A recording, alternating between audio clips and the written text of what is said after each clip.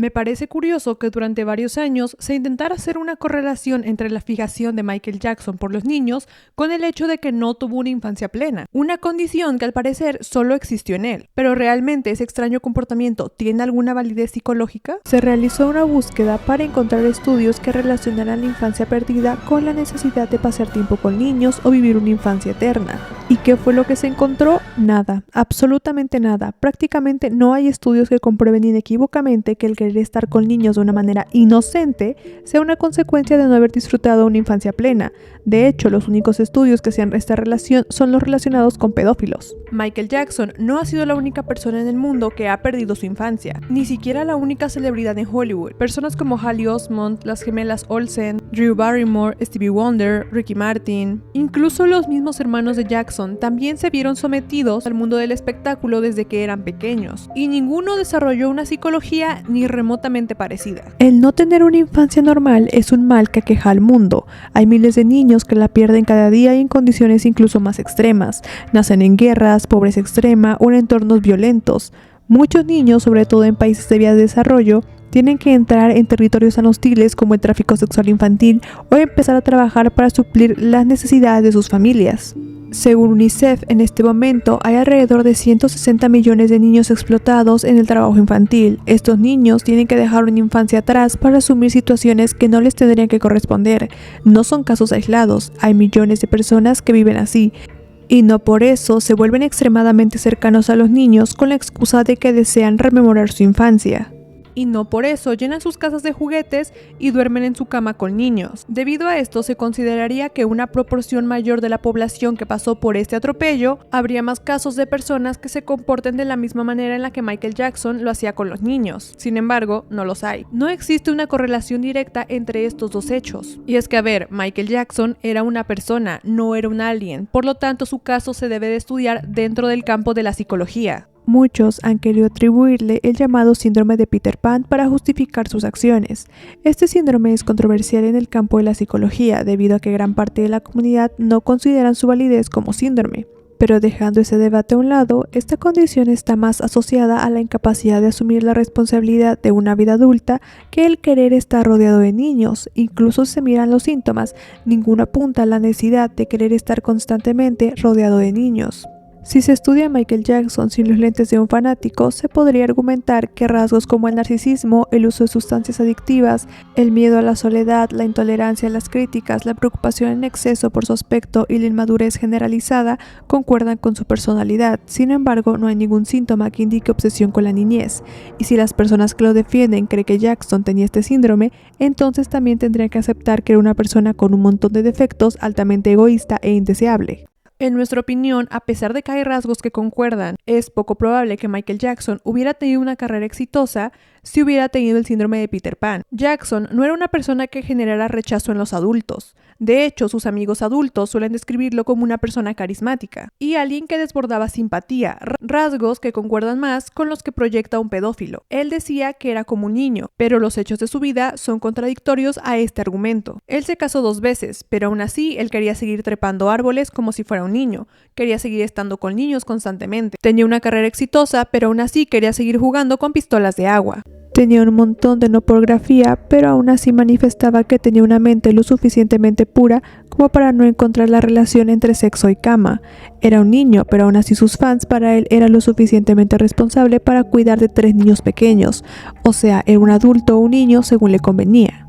Si realmente Jackson quería revivir la infancia que perdió, ¿por cuántos años planeaba hacerlo? ¿20, 30, 40 años? Considerando que la mayoría de personas superamos la etapa de la infancia cuando entramos a la pubertad y deseamos vivir otras etapas de nuestra vida, es ilógico creer que Michael Jackson hubiera tenido el deseo de vivir eternamente como un niño. Si eso era lo que padecía, al menos se debe aceptar que tenía un trauma psicológico que le impedía seguir. Y al parecer, ni sus fans ni su propia familia lo amaron tanto como para tomar en serio esa situación. Más bien lo que hacían era alimentarle el capricho. No era algo enternecedor, era algo que meritaba un tratamiento terapéutico. Dejar que pasara solas tiempo con los niños no es una solución. Los niños no son terapia para un adulto. Una persona mentalmente sana no tendría por qué comportarse así. A no ser que eso no era lo que le sucedía, sino que su justificación y sus acciones eran una excusa para encubrir su pedofilia. Él daba esta ilusión de niñez para poder acercarse a los niños y al mismo tiempo ser considerado inofensivo por los adultos. Jackson no era una persona para nada idiota como muchas veces sus defensores lo hacen ver. En realidad era una persona muy astuta, que jugó por mucho tiempo con la teoría de revivir su infancia para poder acercarse a los niños. Pero nada en la psicología respalda esa teoría, y es que los rasgos de la pedofilia concuerdan mucho más con lo que Michael Jackson era como persona. Los pedófilos siempre van a encontrar excusas para poder acercarse a los niños y que no sean criticados por ello. Revisando otros casos de abusadores, encontrarán que esto de tener una historia triste o traumática en su infancia, aunque esa historia sea cierta, es una estrategia que en muchas ocasiones utilizan para generar lástima y explicar el por qué quieren estar con los niños. Y si Jackson realmente se sentía como un niño y tenía comportamientos infantiles, aún así eso no excluye que fuera un abusador de menores, porque esa característica se ha encontrado en otros pedófilos y está bien documentado por la bibliografía, a diferencia de la otra explicación. El identificarse como un niño es una conducta encontrada en otros pedófilos o abusadores de menores. En un estudio publicado en Journal of Sexual Aggression se realizaron entrevistas semiestructuradas a 20 abusadores de menores francófonos convictos y se analizaron sus distorsiones cognitivas. Una de ellas fue que ellos se identificaban como niños y les gustaba compartir su tiempo con ellos. Un fragmento del estudio menciona lo siguiente: el análisis del discurso reveló la existencia de una nueva TI, significa teoría implícita, que denominamos niño como amigo. Este TI estuvo presente en 15 participantes y predominó en 9. Las cogniciones de los participantes indicaron que percibían a los niños como iguales en varios niveles, incluidos los niveles social y emocional. La mayoría de los participantes con este TI declararon que percibían a los niños como amigos. La mayoría de las cogniciones reflejaban la relación que el participante quería tener con su víctima. Por ejemplo, muchos participantes explicaron que se consideraban uno más de la pandilla de los menores con los que se asociaban. Este TI no se basó en el sexo o las relaciones sexuales entre los participantes y sus víctimas, más bien se basó en cuestiones de amistad, confianza y afecto. Por ejemplo, uno de los participantes explicó que los niños con los que tenía relaciones sentimentales no eran, en su opinión, amados por sus padres. Afirmó que le gustaba dar y recibir amor y cariño con otros niños que se encontraban en la misma situación en la que él estaba cuando él era un niño. Uno de los primeros ejemplos que se me viene a la mente al mencionar esto es el caso de Jan Broberg, su abusador. Robert Berchtold le inventó a los papás de Jan que cuando era pequeño había sido abusado sexualmente por un familiar y que el psicólogo o psiquiatra con el que estaba yendo le había recomendado dormir con niños mientras escuchaba unas cintas que él le había dado. Los papás de Jan cayeron en esto y está de más decir que obviamente lo hicieron porque sentían lástima por Robert, porque él generaba esta imagen de ay, es que en mi infancia la pasé tan mal, pero solamente era para manipularlos y poder tener acceso a Jan de esta manera. En mi cabeza yo también era como un niño, me desarrollé tarde sexual y socialmente, me sentía incómodo con los adultos, solo con los niños, abusador número 11. En mi opinión yo era parte de su pandilla, abusador número 11. No tenía nada que ver con el sexo, era una forma de dar y recibir afecto, delincuentes 6 y 7.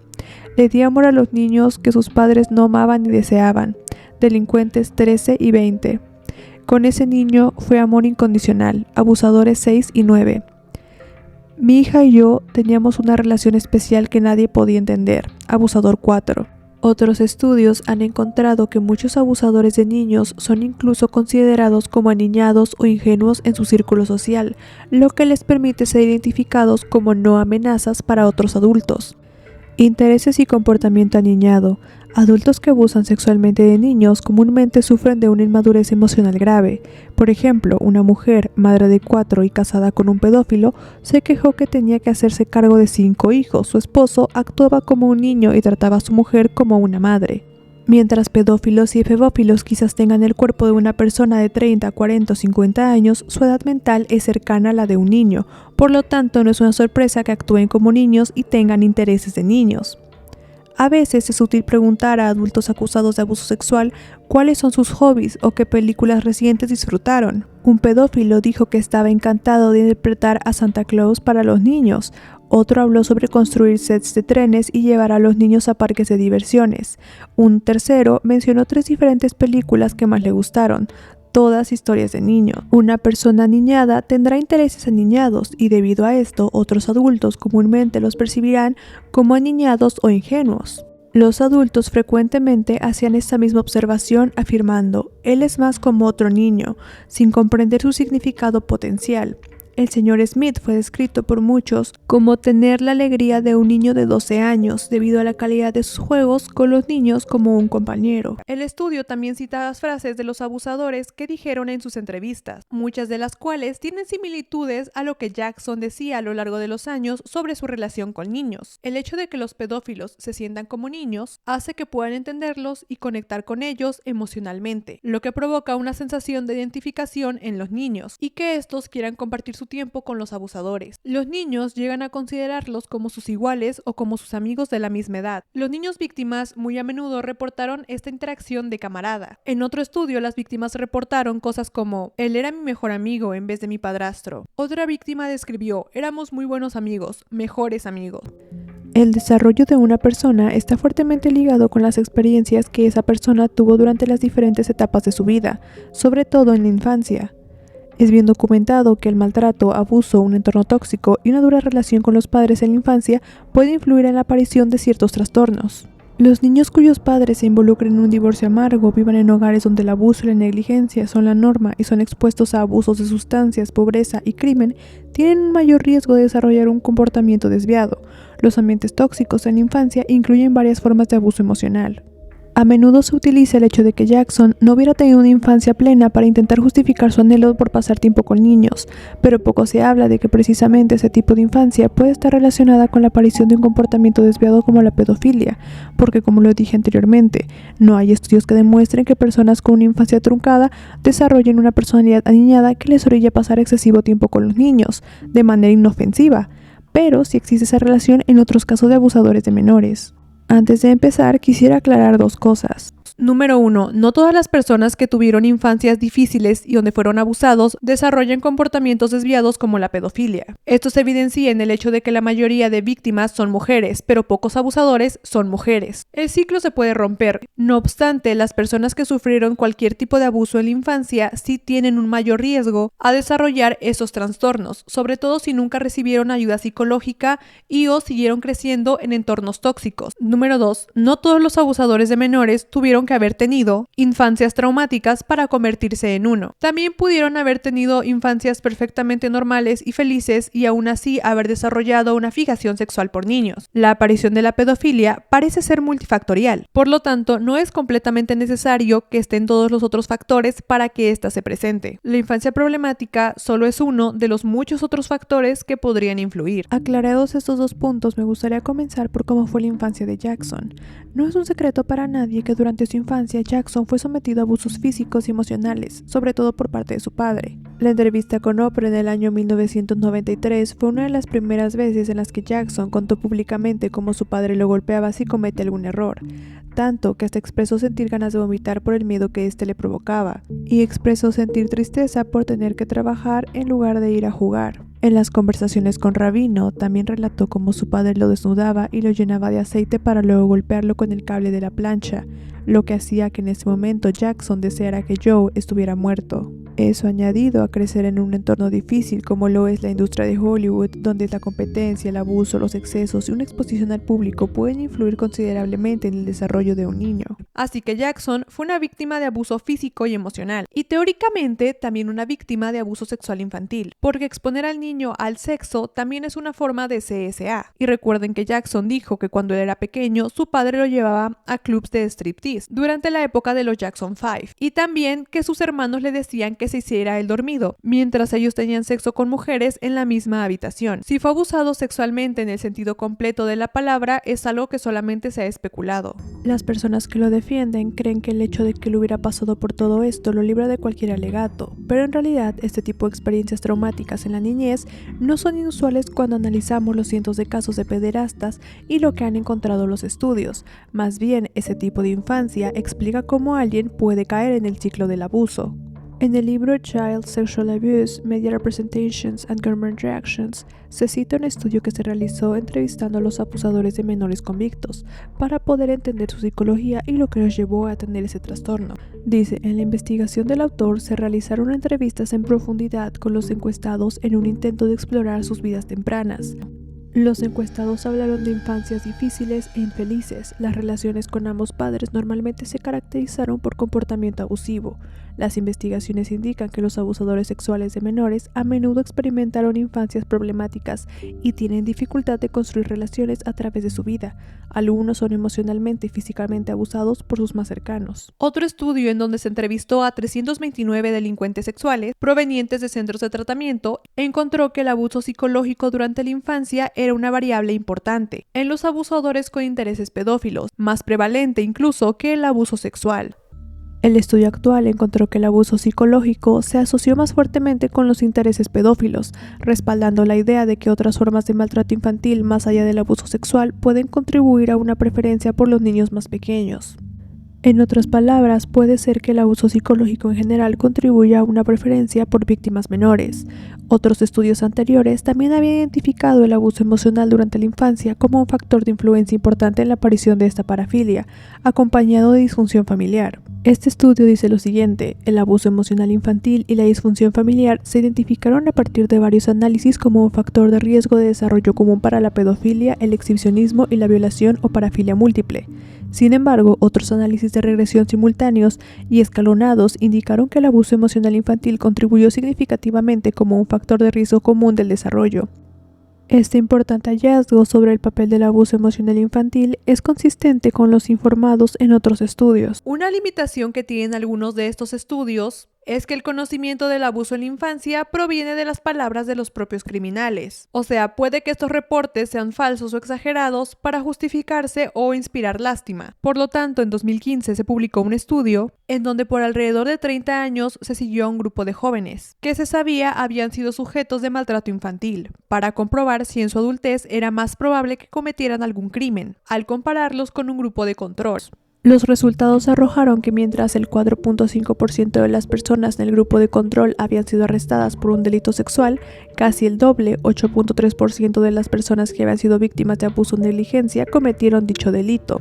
Además, al igual que los estudios anteriores, las personas del estudio de Widom que sufrieron abusos de manera específicamente sexual no parecían más propensas a ser arrestadas por un delito sexual más adelante. En cambio, fueron los que sufrieron negligencia o abuso físico los que terminaron en mayor riesgo. La relación de una infancia traumática con el comportamiento infantil. Existen muchos casos de pedófilos que muestran un comportamiento aniñado y parecen haberse quedado estancados en la niñez. Varios psicólogos tienen la teoría de que esto puede deberse a un abuso o experiencia traumática perpetrada por una figura adulta abusiva en su infancia, que les hace ser temerosos de los adultos y de la adultez. En este caso, muy probablemente sea su padre, Joe Jackson.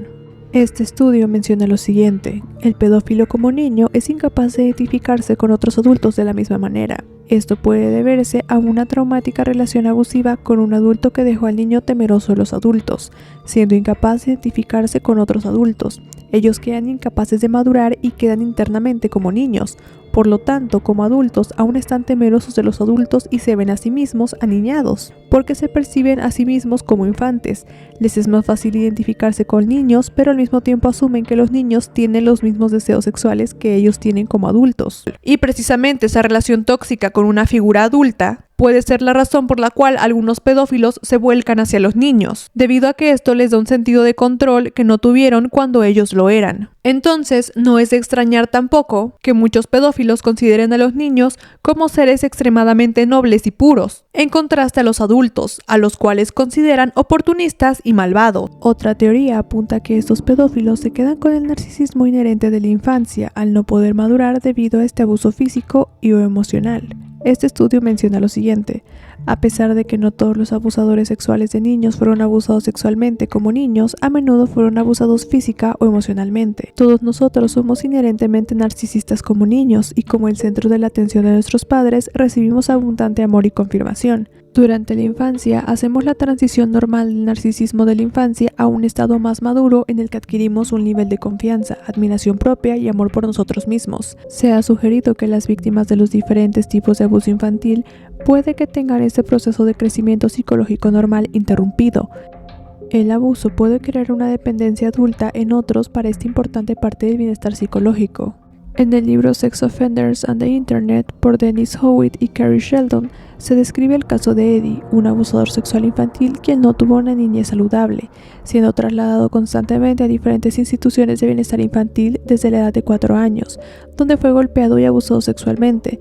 También describió pasar tiempo en correccionales. Eddie consideraba que tenía derecho a realizar actividades infantiles y compartir tiempo con niñas porque no pudo disfrutar de una buena infancia, exactamente el mismo discurso que Michael Jackson utilizaba para justificar su interés en los niños. Es posible encontrar relación entre la infancia de Eddie y su comportamiento abusador. En los siguientes comentarios, él parece sugerir que su comportamiento abusador involucra en parte una regresión de sus experiencias en la infancia y su comportamiento, a pesar de conceptualizar a niños como si fueran adultos. Eddie también tomaba la oportunidad de comportarse de manera infantil. Él describió sentirse con derecho de comportarse de esta manera porque perdió la oportunidad de tener una infancia apropiada. Esto puede parecer paradójico, pero también era una oportunidad para ser físico con los niños. No quiero crecer, tengo derecho a tener una buena infancia que no he tenido aún.